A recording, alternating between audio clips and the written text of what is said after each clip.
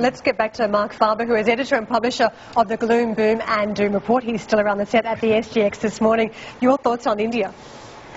Well, I think the economy will continue to expand. There's no question about this.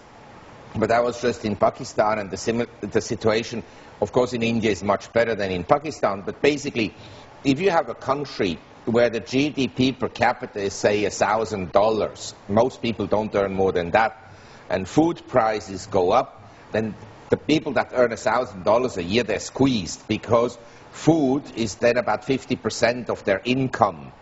And so I think that the economy will rather slow down somewhat. The stock market has also had a huge move, and it's not a bargain at the present time.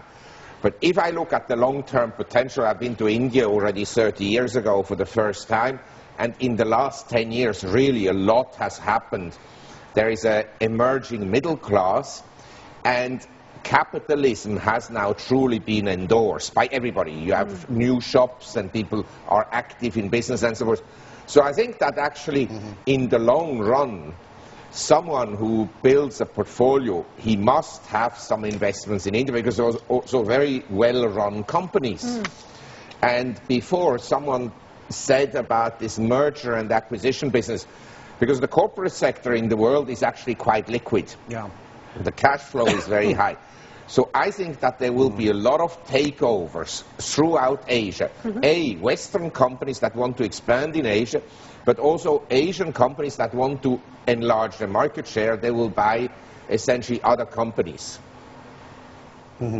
Doctor, yes. You know, the inflation reading in India, which Chloe was just talking about, this tells me something. We've seen a lot of generation of new paper.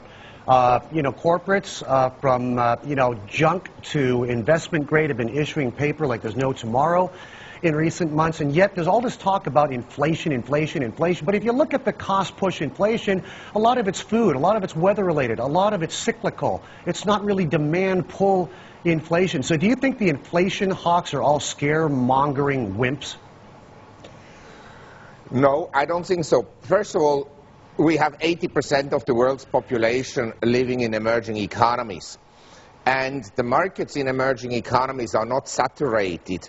And as people have rising wages and rising disposable income, they go and buy more cars. And as car prices come down, the affordability of buying a car improves. So the markets are expanding very rapidly. There are more and more mobile phones, there are more and more computers. People need more and more housing because the urbanization rate in Asia is low, and so forth and so on. They will buy a refrigerator and this and that. So actually the demand for raw materials is not just seasonal, and the food prices are not just up because of some very hot weather in Russia and cold weather and floods elsewhere. But I think that we printed a lot of money in the world, and this money goes then somewhere, and this is some kind of inflation in the system.